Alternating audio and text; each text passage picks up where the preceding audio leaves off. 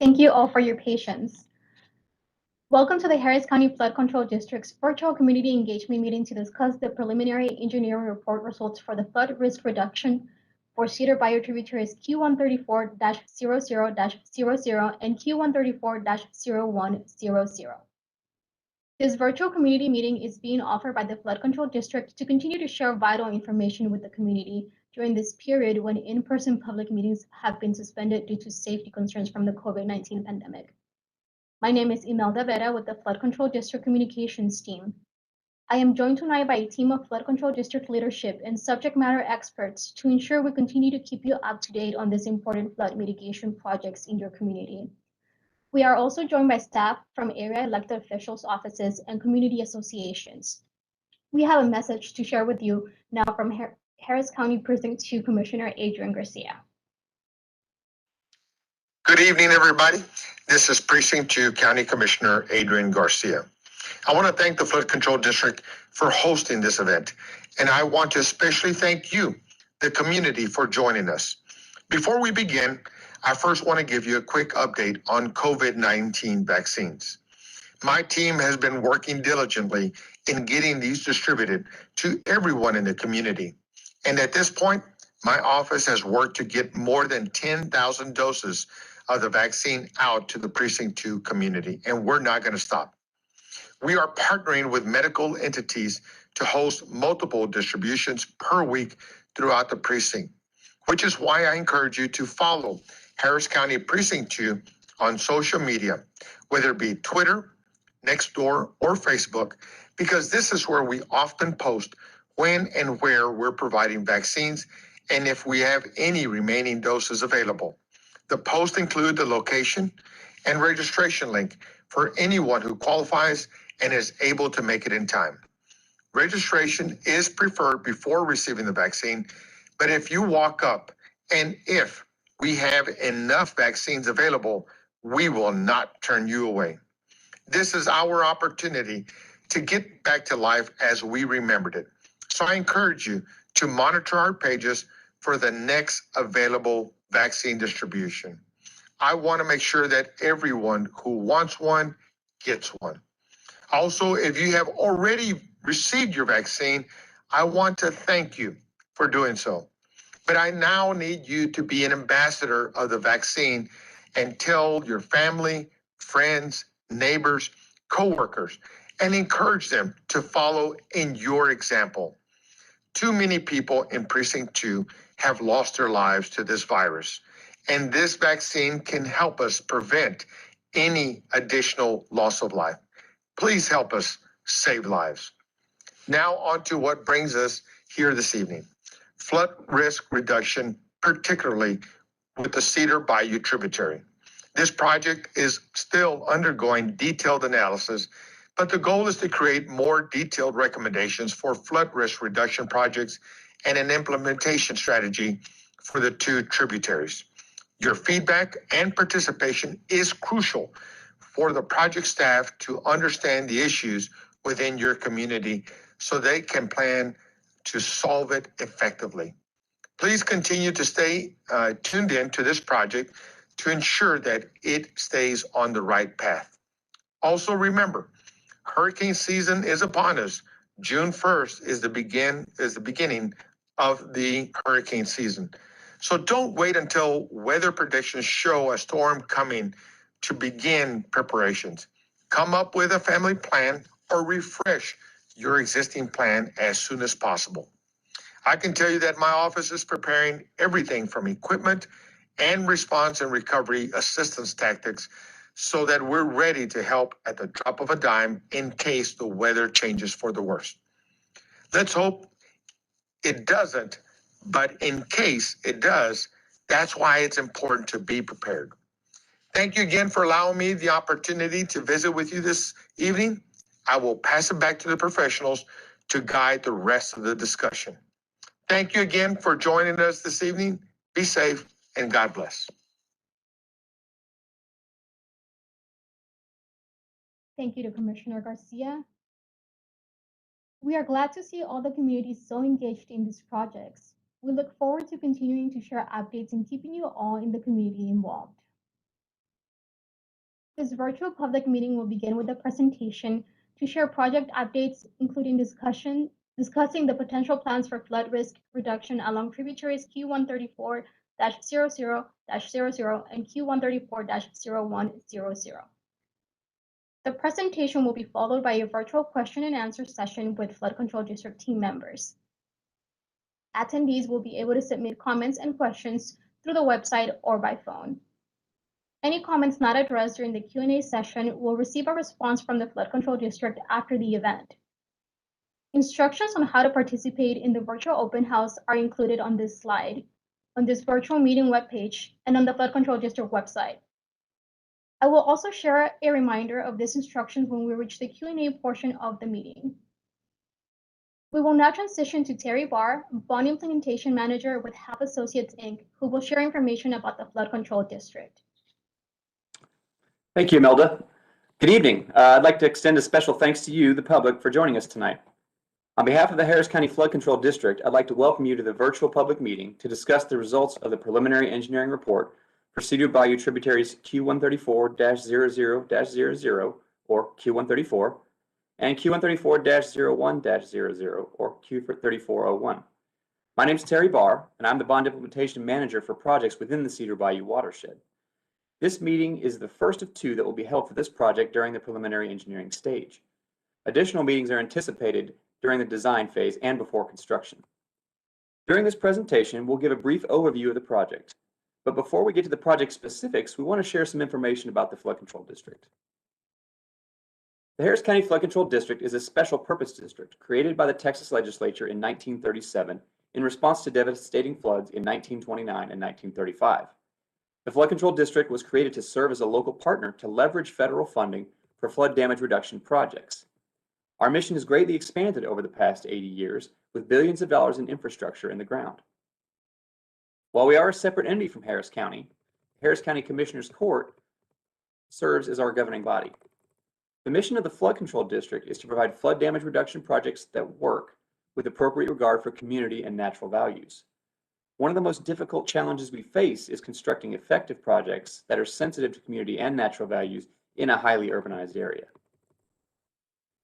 Harris County includes 22 main watersheds, totaling approximately 1,800 square miles and more than 2,500 linear miles of channel, which is approximately the distance from New York to California. Each watershed has its own unique characteristics and needs.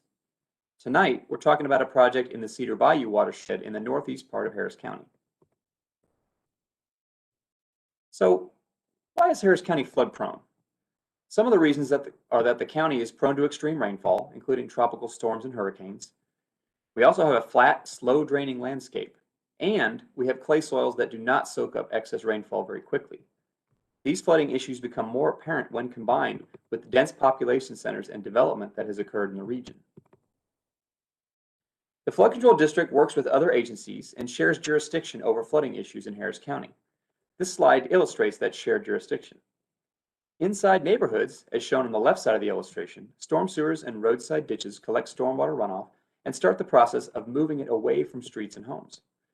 Storm sewers and roadside ditches are the responsibilities of the underlying municipality and Harris County Engineering in unincorporated parts of the county.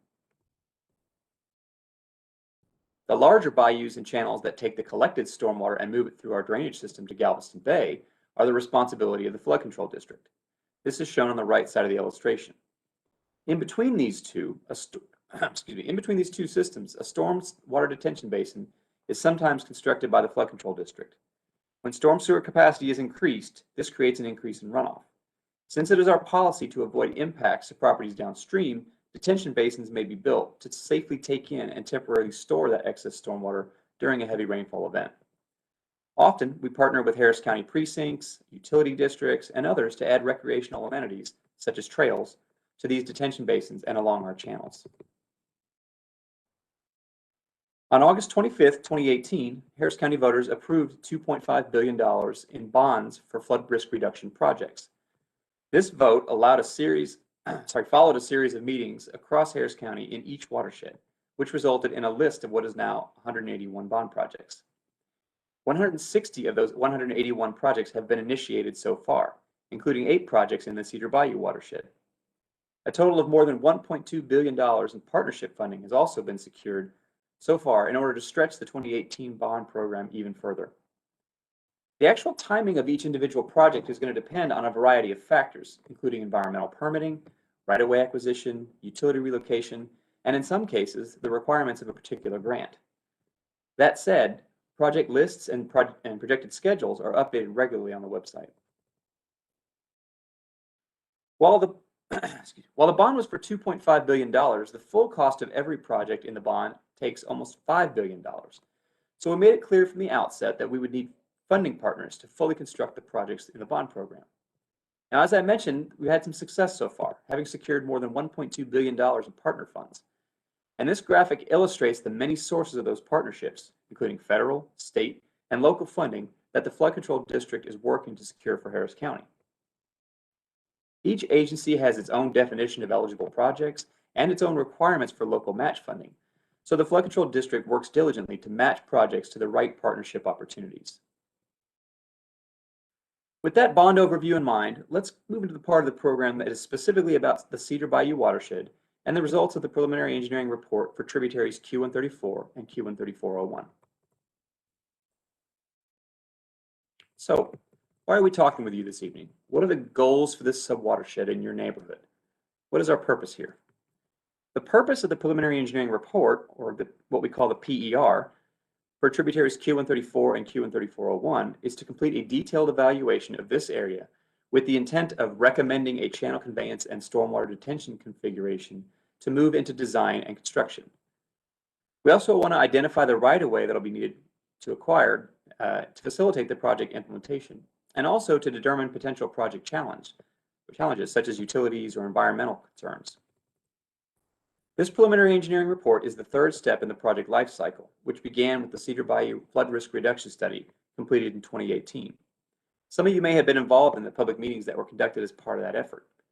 The Flood Risk Reduction Study was a planning study that looked at the whole Cedar Bayou watershed and developed some high-level flood risk concepts for the main stem as well as 18 tributaries, including Q134 and Q13401. The Advanced Feasibility Study, which was completed in 2020, took a more in-depth look at the existing drainage patterns within the area of tributaries Q134 and Q13401. As part of the study, the team evaluated several different flood risk reduction options and recommended a preferred alternative. The preliminary engineering report, which is the current step, includes refining the preferred flood risk reduction options, collecting survey, geotechnical, utility, and environmental information, and then moving the project into conceptual design. Before we get into the details of the PER, I want to take a few minutes to cover some of the terms we're going to be using. Now, some of you may have heard these before, but I think it's beneficial to clarify the terminology.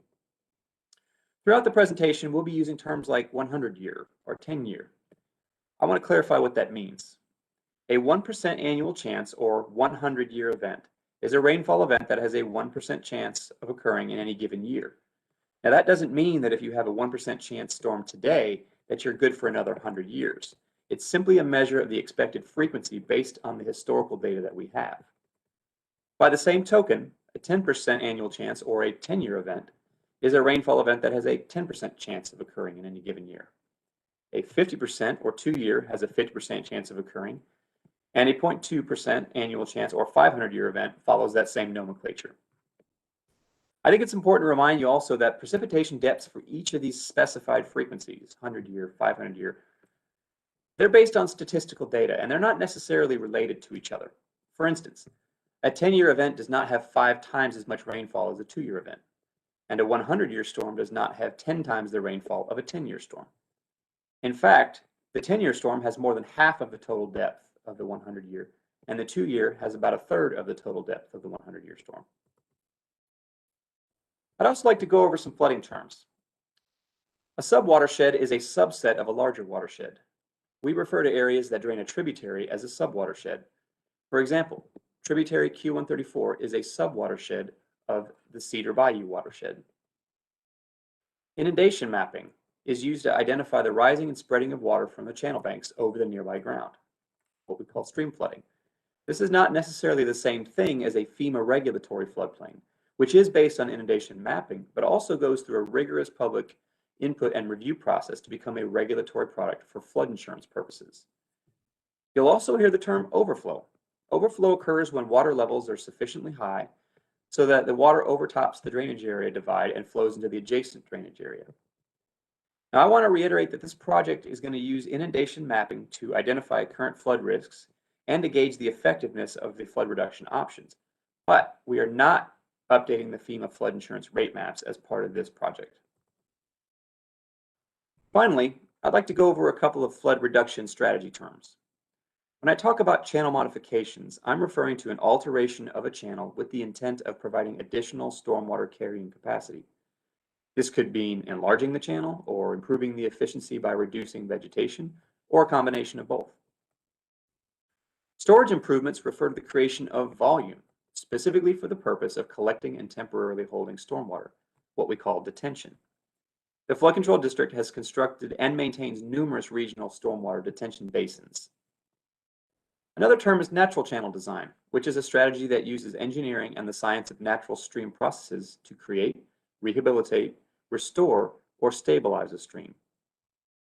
Finally, the term mitigation refers to offsetting of the impacts of one action with another action. For example, building stormwater detention to offset downstream flooding that could result from channel modifications upstream. Now that we've clarified some of the terms, let's talk about Cedar Bayou Tributaries Q134 and Q13401, the current drainage patterns in the subwatershed, and some of the potential flood reduction options that were evaluated.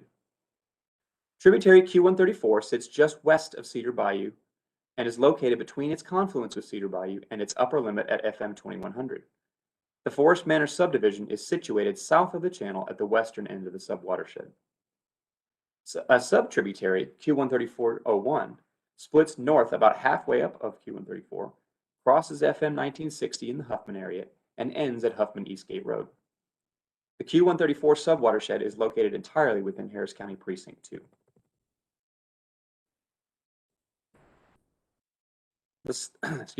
This slide shows a vicinity map for the project area. You can see tributary Q134 in red and the Cedar Bayou channel on the right side in the shaded area, which is outside of the Q134 subwatershed.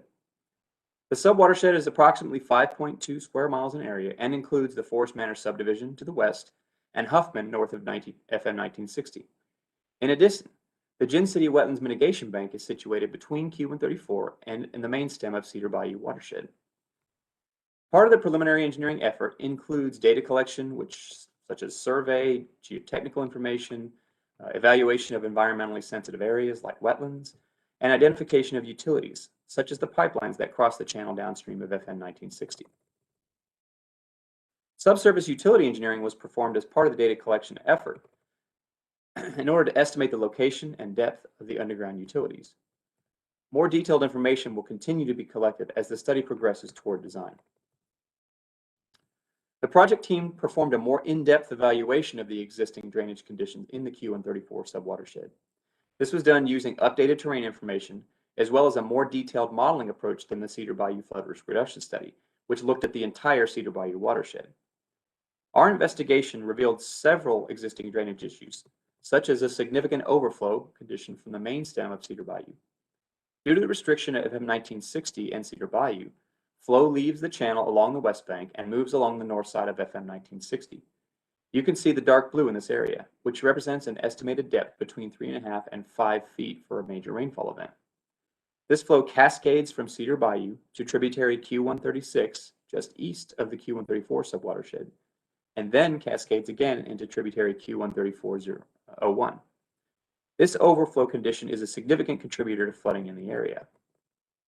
In addition, the bridges at FM 1960, including the railroad bridge, also create a restriction, which may hold water back and increase flood elevations upstream of FM 1960. Finally, the channel capacity along Q134 and Q13401 is also limited. The channel capacity in this area ranges from a 20% chance or a 5-year storm to less than a 50% chance or a 2-year storm. It's also important to note that the Gin City Mitigation Bank site downstream of FM 1960 is an area specifically designed to create wetland conditions. With respect to flooding in the environment, the design is a benefit to the subwatershed and helps prevent flooding downstream. So how do we begin to address these issues? The team looked at a variety of potential flood reduction options, such as channel modifications, flow diversion, and stormwater detention.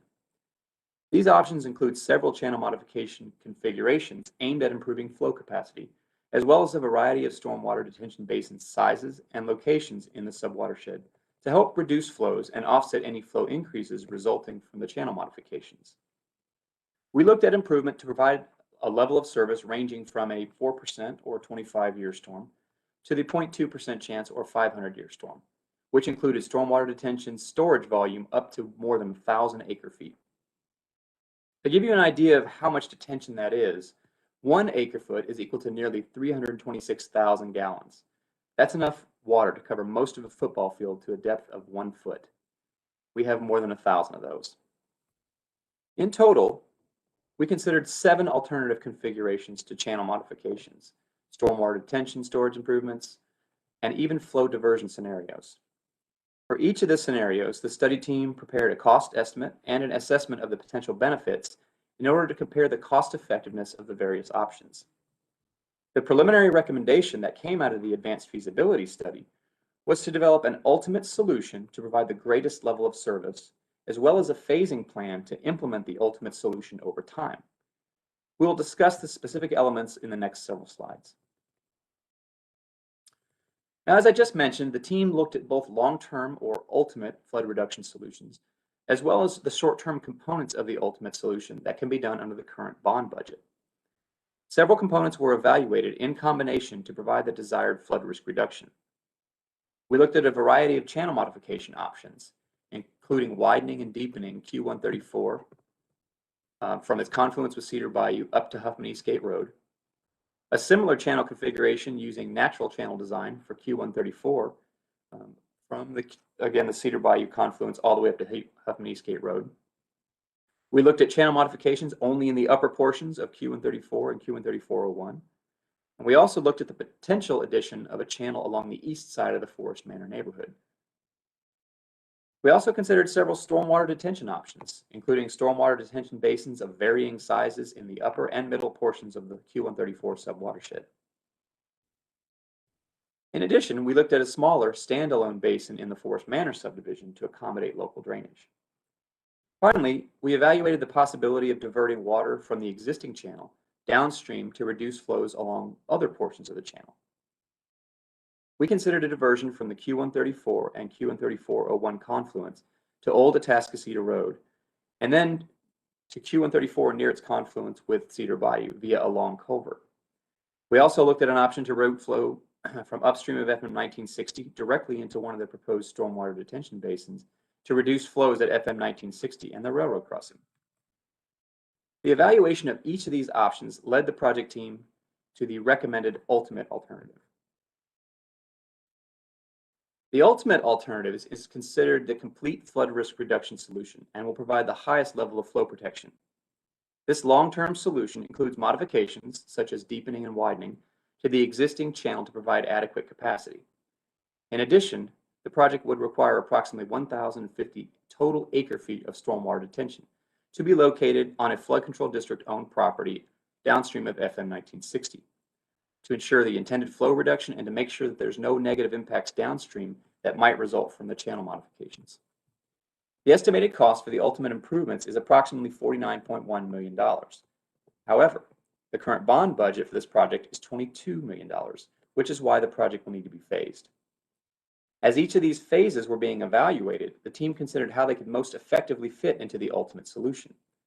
We're going to discuss each of the phases on the next couple slides. But as flood reduction improvements are made toward the ultimate solution, incremental benefits will be realized along Q134 and Q134-01 in the surrounding area. Phase 1 of the flood risk reduction solution includes several elements, including the construction of a stormwater detention basin and control structures. This first phase would provide approximately 236 acre-feet of detention to be located on the flood control district-owned site, south of FM 1960 and east of FM 2100. The stormwater detention basin will both reduce existing flows and help offset flow increases that may result from future channel modifications in the Q134 subwatershed. In addition, Right-of-way right-of-way may be needed to obtain in order to accommodate both the current maintenance needs and the future phases of the flood risk reduction project. The estimated construction cost is approximately $16.2 million. Including design, construction, right-of-way, and utility relocation, the total cost is approximately $22 million, which is right at the bond budget. Parallel to this study, the Harris County Engineering Department's Recovery and Resiliency Division is conducting a neighborhood study for the Forest Manor subdivision, which is looking at potential improvements within the subdivision. The Q134 project team is coordinating with the Forest Manor project team to ensure that the recommended projects from each of these efforts are complementary. One possibility is that a new channel is constructed along the east side of the neighborhood to provide an improved outfall for local drainage. This, as well as other options, will continue to be investigated. The project team will have a better idea of the proposed solution at the next public meeting. Phase 2 of the flood risk reduction solution would expand the Phase 1 stormwater detention basin by approximately 233 acre-feet, bringing the total detention storage to approximately 469 acre-feet. The additional detention would further reduce existing flows and help offset the flow increases resulting from channel modifications included with that phase.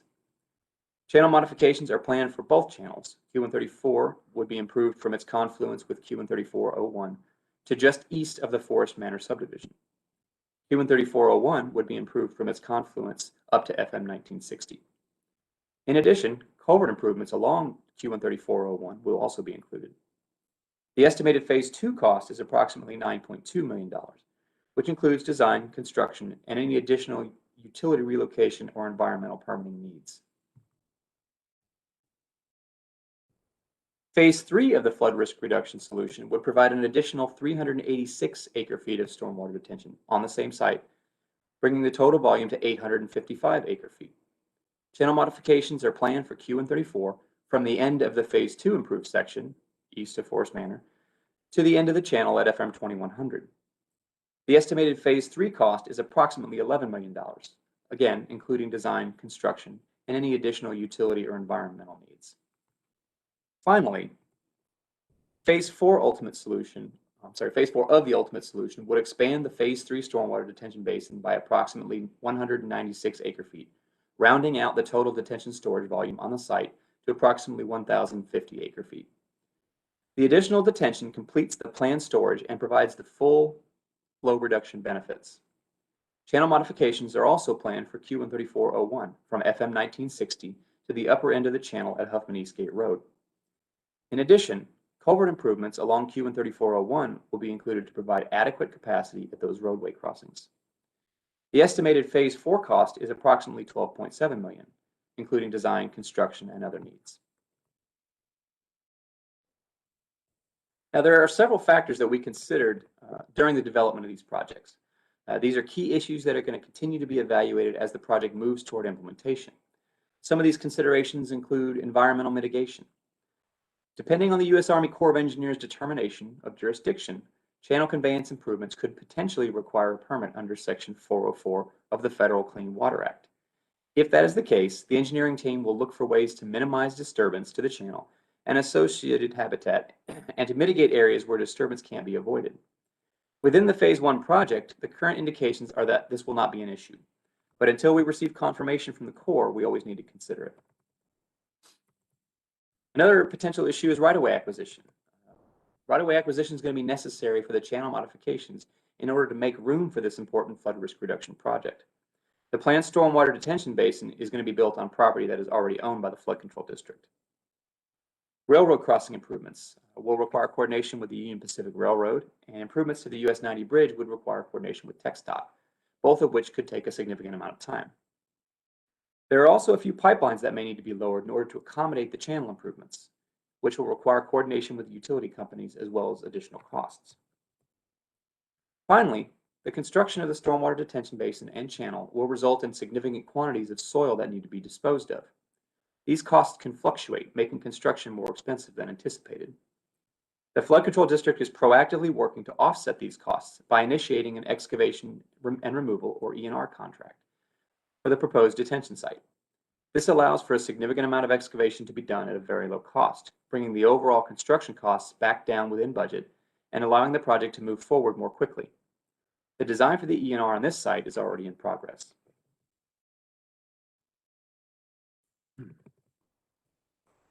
So based on the analysis of the flood risk reduction performance, the estimated costs, and other project considerations, the ultimate solution presented is the preferred alternative. The proposed project provided several flood risk reduction benefits, which we'll discuss in just a moment. In addition, the Phase 1 project cost was within the established bond budget. With an estimated cost of around $22 million, the Phase 1 project will include the construction of approximately 236 acre-feet of stormwater detention on the Flood Control District-owned property and the associated control structures. The remaining phases will supplement the detention and modify the channel, both lowering and widening channels Q134 and Q134-01 upstream of their confluence to increase the amount of flow that those channels can accommodate. The project's also going to identify and acquire the right-of-way that will be needed to accommodate the ultimate solution. Now, as I just alluded to, the ultimate project will benefit the Q134 subwatershed by reducing flow rates being directed into the channels through the use of detention. The proposed project will remove inundation from up to 38 structures and remove inundation from approximately 557 acres for the 0.2% chance or 500-year event. In addition, the project will remove inundation from approximately 0.3 miles of roadway, improving access for emergency vehicles and the public during a disaster. As additional funding becomes available in the future, additional phases can be constructed to complete the ultimate flood risk reduction solution, which we discussed. The last thing I'd like to touch on are the next steps. Where do we go from here? In the near term, the preliminary engineering report will be completed. As we move toward completion, we'll hold another public meeting, likely in late summer or early fall. At that meeting, we'll share more detailed information about the preferred alternative development and the conceptual design. Once the PER is complete, the final design stage will begin. This includes the development of detailed construction drawings and specifications that will be used to construct the Phase 1 project. As the team progresses through the design process, there'll be several activities going on. The team will review the environmental data collected and, if necessary, prepare the necessary permitting to meet the regulatory requirements of the U.S. Army Corps of Engineers. As I mentioned earlier, we're optimistic that the permitting requirements will be minimal for Phase 1. We'll also need to acquire the necessary right-of-way to complete not only the current project, but also facilitate the ultimate solution. Utilities, such as pipelines, may also need to be adjusted or relocated to allow the project to be constructed. The project team will work with the utility providers to make these adjustments. Finally, the project will move to construction. Once complete, the residents of the Q134 subwatershed will see tangible flood reduction results. We're working hard to ensure this happens as soon as possible. With that, I'd like to send it back to Imelda to close out the presentation and take us into the Q&A portion of the meeting. Thank you, Terry. Before we move on to the Q&A, I want to share a quick reminder that we would love to hear from you on this and other projects moving forward across Harris County. To learn more about this project, ask questions, and sign up for our mailing list, please visit hcfcd.org/F-45. As a reminder, there are 3 ways to submit a comment about this project during tonight's session or during the comment period from April 7th through April 22nd. You can submit a comment on this side in the box near the presentation live stream.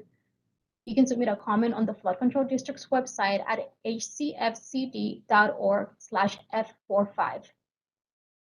Or you can also submit a comment via phone at 855-925-2801, utilizing meeting code 9069. If you are joining us via phone tonight, please press *3 to leave a message. Additionally, I want to reiterate that any questions not addressed during tonight's Q&A will receive a response from the Flood Control District following the event. Information from this meeting and a recording of the live stream will be available on the Flood Control District's website and YouTube channel. Joining Terry Barr for our Q&A session tonight are Dina and Shin, who are overseeing efforts on these projects. So we'll go ahead and head to some of the questions that we have. Terry, the first question is from Ms. Johnson. She is asking, why does this area have a tendency to flood so badly? Right. So that's really a combination of factors. It's sort of a perfect storm, if you will.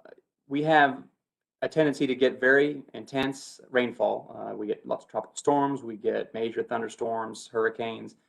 So there's definitely no shortage of rainfall in this region.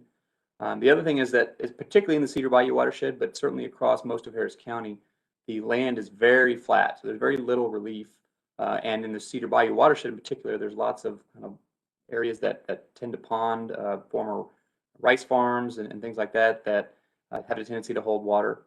And the last thing is that the soil conditions in this part of the county are very, they're not conducive to draining water very quickly. They have very heavy clay soils here, which do not allow for that excess stormwater to infiltrate. So once we hit the maximum of that very shallow layer of topsoil, we're hitting a soil material that does not soak in water very quickly. So it doesn't take very much rainfall in order for runoff to begin. So really those three things together make us very prone to flooding, particularly in this watershed. Thank you, Terry. We have another question coming in from Mr. Sullivan. He is asking, what will this project accomplish? So I'm going to approach that from two directions. I want to talk the ultimate solution, what we kind of talked about, the highest level of service is intended really to serve as much of the watershed as possible. So you can see we have detention right in the middle, and then we have improved channels on both sides that'll help facilitate drainage from both the upstream areas, upstream in North 1960, as well as from the west in the Forest Manor area. So ultimately, all of these things should come together to help reduce flooding throughout the entire subwatershed. In the shorter term, the phase one project, what we're doing right now, that is most likely going to help the folks on the west side first, the Forest Manor area, and then potentially a little bit of flow reduction right near FM 1960 because there's a place for some of that excess water to drain downstream. I'd love to be able to do it all at once, but with the budget restrictions, or with just the budget we have, not so much restriction, but we focused our efforts on this first area, mostly to the west, that should see immediate benefit. But in the longer term, again, the goal is to help the entire watershed. Thank you, Terry. The next question is for Dina. Dina, Justin is asking or saying, I've heard of other projects having partner money to help pay for projects. Is there a partner, and how is this project funded? Great, thanks, Imelda. So this project is funded, and in this case, we have our full funding from that 2018 bond funding that Terry mentioned early on in the program. So we don't have a partner contributing towards this project. However, one thing I'd like to point out is the Forest Manor subdivision project that Terry mentioned during his presentation. That's a separate project being conducted by the Harris County Engineering Recovery and Resiliency Department. And while there are two different projects, we have had a lot of coordination with each other, and we'll continue to coordinate with each other as we move forward. So I like to think of them almost as complementary projects that will help that area all together when both of them are in place. Thank you, Dina. We have a question from Martin. He is asking, what is the next stage of the project and what does it entail? Okay, so the next project after we finish the PER stage, which is where we are right now, is the final design stage. And what that entails is taking all the study that we've done, everything from the very high level study that was the flood risk reduction study, zeroing in on the Q134 sub watershed and looking at a lot of alternatives, now really zeroing in on this preferred alternative to do detailed analysis and find some of the issues. And then once we go through all that, we move to the next step, which is design. So we're actually getting construction drawings developed, working through all the itty bitty details to make sure that the grading works and that the control structures are built properly. All these things that require specific detailed design, we'll take those construction drawings and then they move on to the contractor who will actually build that, which will be the last step.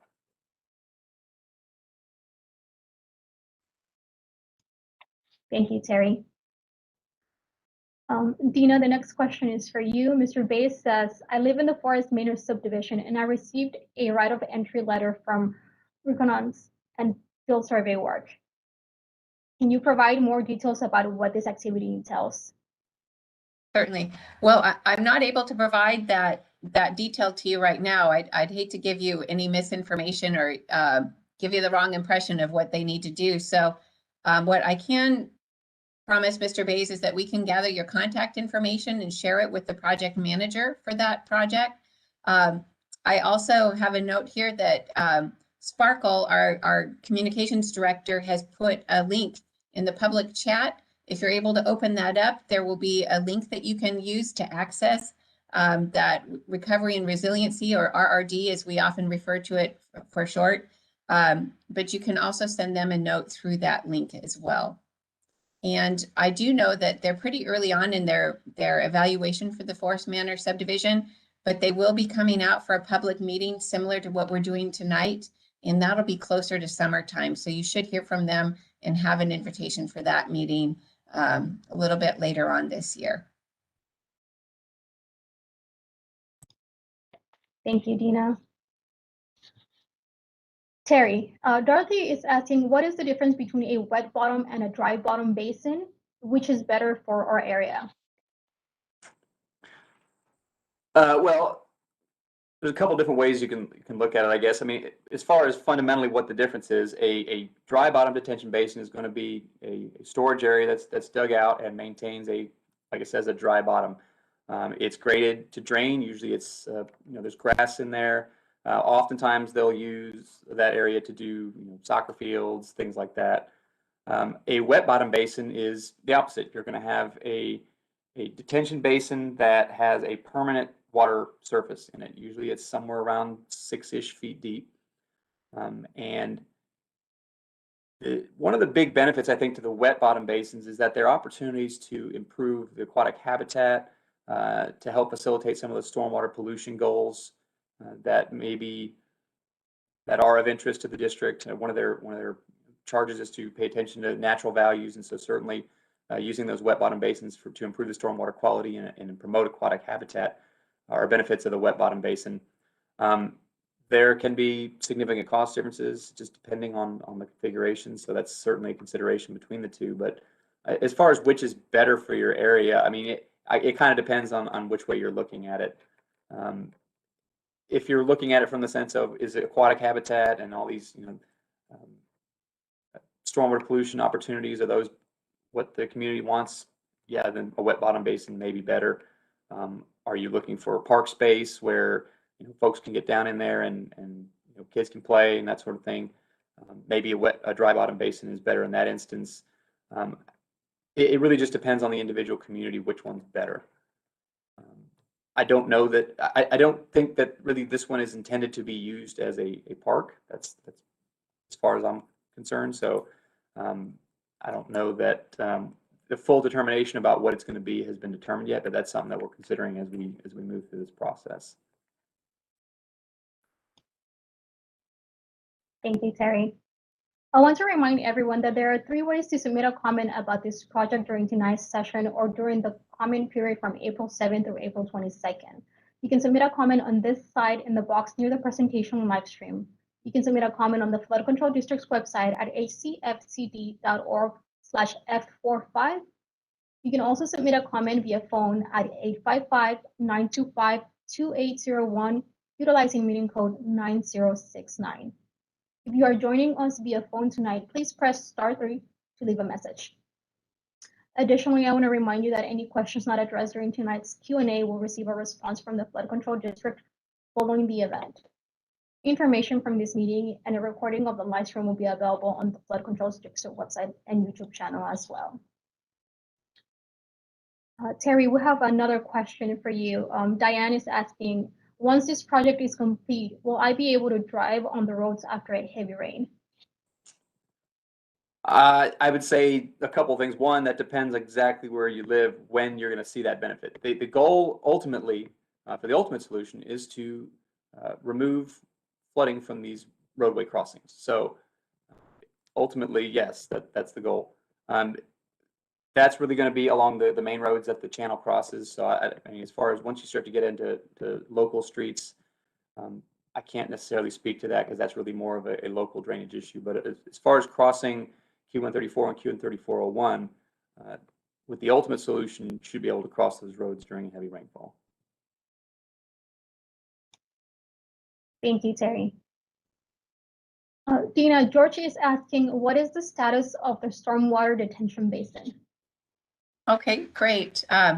So as Terry mentioned earlier on, this is a preliminary engineering study. So this is one of those steps we take in the project development cycle that's early on. Right now, flood control owns the property where the detention basin will be constructed, but we're gathering a lot of data out in the field so that we can make good design recommendations for it. We're gathering information like geotechnical engineering, understanding the qualities of the soil there, learning if there's a groundwater table, things of that nature. Also gathering more information about whether or not there are utilities running underground in that property and to make sure that we know how to address them properly. So all of that takes some time to gather that information, but it's really, really important that we have knowledge about that before we start the design process. So right now it's a field, it's property that flood control has purchased, but we're working on gathering that preliminary data so that we can move into the design phase and then into construction. So we're moving as fast as we can, and we'll be working hard to try to bring that to you quickly and to have it advance to construction in the near future.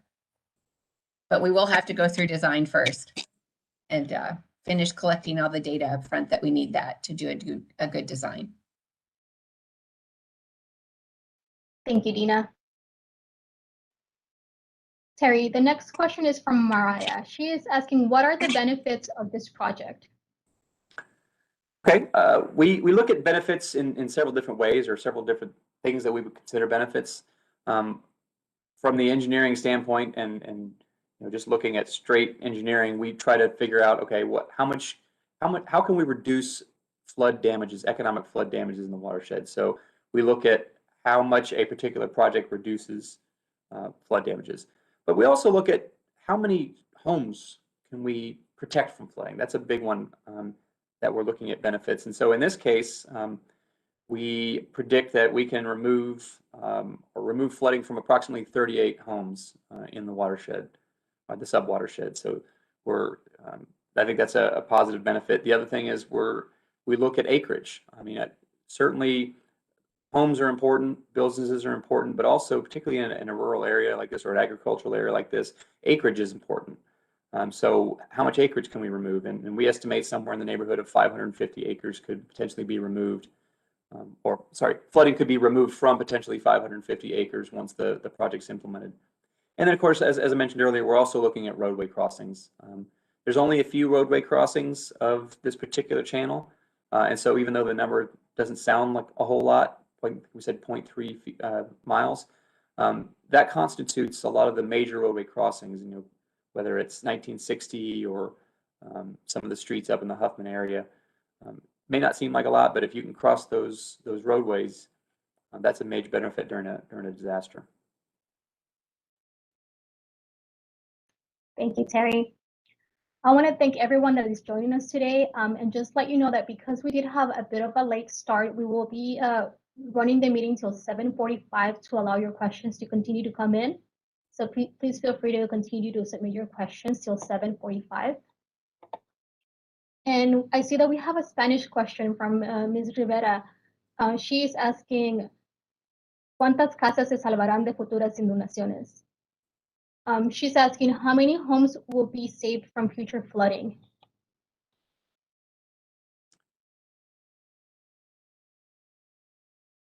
You want me to touch on that one for you? Yes. Okay. Yeah, just as a reminder, we predict that up to 38 structures could, or the flooding could be removed from up to 38 structures for our ultimate solution. Thank you, Terry. La respuesta es que más o menos 38 estructuras se podrán ser aproximadamente salvadas de inundaciones. All right, another question for you, Terry, from Mike. He is asking, what is the purpose of this project? So the purpose of the actual project itself is to obviously flood reduction in the subwatershed. We're trying to reduce flooding as much as possible in the subwatershed.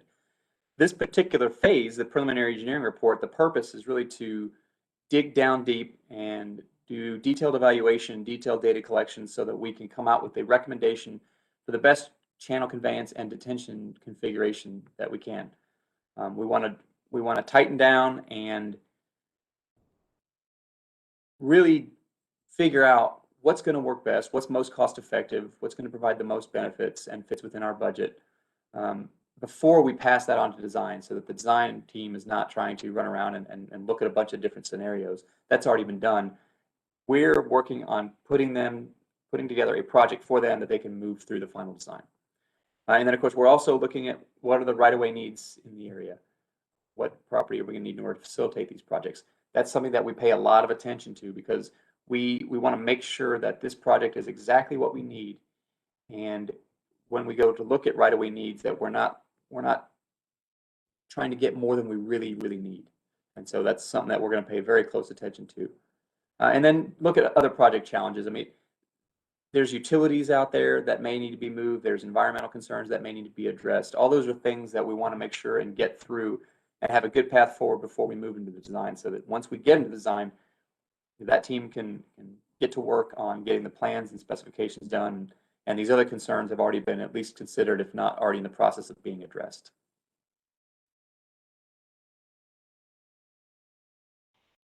Thank you, Terry. Dina, Ms. Shelton is asking, when will you be hosting meetings in person, public meetings again? Hey, well, that's a little bit unpredictable. Right now, the Flood Control District is monitoring the pandemic conditions within the county, and of course, following the Harris County protocols, and we'll be adjusting our policy appropriately, but it really will be based on the conditions of the pandemic within the area. Thank you, Dina. I know that a lot of people have that same question, so thank you for addressing that. I want to remind everyone that to continue to learn more about this project and ask questions or sign up for our mailing list, you can always visit hcfcd.org/F-45, and you may continue to submit comments about this project from April 7 through April 22nd. Let's take one more question. Dina, Bill is asking, when can we expect the other phases to be funded and constructed? Sure, as Terry mentioned, we're working on phase 1 right now and look in the future to build a few more phases afterwards, a couple more phases.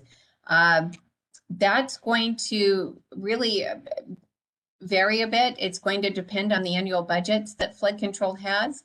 But we will be looking, as we come up with our capital improvement program recommendations in the future, to consider projects such as this one, where we know we had enough funding to get started with the bond program, but we need to look for additional funding to help continue those projects forward. Thank you. We may have had some people that join us a little bit later in the meeting. Terry, can you go over the ultimate solution slides and phase 1 construction again for those that were not able to join us from the beginning? Certainly. So the ultimate solution, which is the one that's going to provide the most benefit and sort of looks at the entire watershed, includes a couple of different components. The first of those is channel modifications, and that is along Q134, which is the channel here that kind of runs east-west, from its confluence with Q134-01 all the way up to FM 2100. And then also looking at modifications for Q134 from the confluence up past 1960 to Huffman Eastgate Road. Now, along with that, we also have a little more than 1,050 acre-feet of stormwater detention. That detention accomplishes a couple of things. One, it reduces flows in the area by drawing off water, but it's also intended to make sure that as we build these channel modifications, that we don't create a negative impact downstream. So when we improve the efficiency of these channels, which is the intent, that may result in stormwater runoff making its way downstream more quickly and potentially creating a flooding condition downstream that wasn't there before. The district has a policy of not creating adverse impacts when they do projects, and so one of the things we pay attention to as we're working our way through the analysis of these various solutions is making sure that we provide adequate detention to offset that increase in flows. And the other thing is that we're coordinating with the Forest Manor Neighborhood Project through RRD to see if there are some synergies that we can have there with a potential new channel that may run along the east side of the neighborhood. That is yet to be finalized. I'm not going to guarantee that. That's part of the coordination process, but that's the potential that could be included in the ultimate solution, as well as the phase one solution. So the phase one solution, which is the current project, is a smaller set, I guess a portion of the ultimate solution. And it's going to focus on detention on the flood control site, which is that property right in the middle where the oval's sitting on top of. The first phase would include somewhere in the neighborhood of about a quarter of the total detention that'll be provided with the ultimate solution, but it will allow for some of the flow to be reduced as we move downstream. So the flow that's naturally going down channels Q134 and Q13401 will be drawn into the detention basin, and that'll reduce flows going downstream. And also, as we're coordinating with the Forest Manor neighborhood, this detention basin could potentially facilitate their drainage improvements to make sure that they're not having any negative impacts as they improve the neighborhood drainage.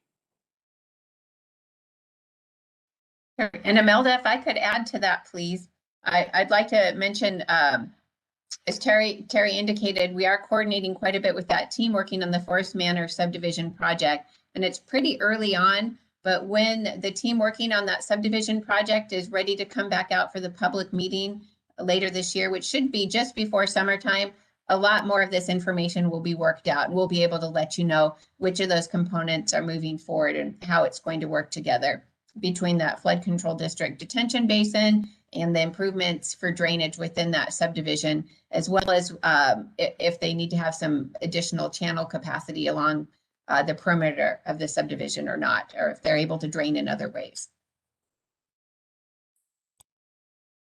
Thank you, Terry and Dina, for the detailed information. We have another question coming in from Ms. Randall. She says, there's a blockage on Cedar Bayou that already causes flood waters to back up in residences on Cranach Road and in Crosby, Texas. I'm concerned the widening of the bayous in Kingwood and Huffman area will adversely affect the residences in the Crosby area. Will the effects in other areas along the bayou be taken into consideration before any widening takes place in the area under discussion tonight? Okay. So thank you, Ms. Randall. So it looks like there's actually a couple of different topics that I'd like to bring up to help answer your question. The first one is that you're indicating that there's a blockage on Cedar Bayou near Cranach Road.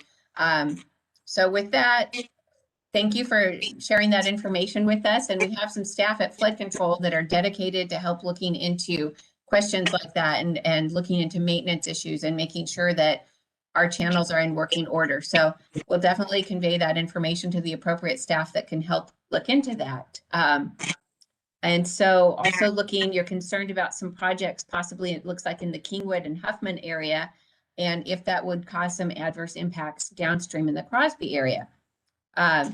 So with that, I'm going to mention a couple more items, and if you have questions, hopefully you can, we've answered them. If not, we can follow up with you directly as well. But so the first thing I'm going to touch on is something Terry just mentioned, is Harris County would be considered a no adverse impact community. So that means when flood control is going in and looking at building new projects, when we want to work on addressing drainage problems or flooding problems in one area, we make sure that as we're building that, we're not pushing the problems downstream on somebody else. So for instance, with the Q134 channel that we're talking about tonight, we know that we need to put that detention basin in place before we go in and increasing what we call conveyance, but really that just means the carrying capacity of the channel. If we know that the channel is going to carry more flow, move it more efficiently, move that water downstream, we need to have something like a detention basin where we want to capture that excess water and make sure we're not pushing it farther downstream on other communities. We don't want to move the flooding from one neighborhood to a different one. So when we're working on projects such as this one or other types of areas where we're trying to improve the drainage conditions, we always keep that in mind and look for what we'd call mitigation, but really we're just meaning what do we need to do to offset these drainage efficiencies so we're not transferring it to another area. So that's one thing I'd like to mention. And you're talking about some projects in the Kingwood, Huffman area and Crosby area. Well, as you've seen from some of these maps, there are actually a lot of different channel systems out here. So what we've been talking about tonight are channels within the Cedar Bayou Watershed. So what that means are all of those areas, when it rains, that water drains towards Cedar Bayou. That's where the water is captured and moved farther downstream.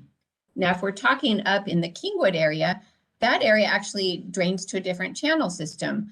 That would be the West Fork of the San Jacinto River. Yeah, you can see on that map we've got here, Kingwood would be kind of to the north and west of that peach colored area. And the peach colored area is the Cedar Bayou Watershed.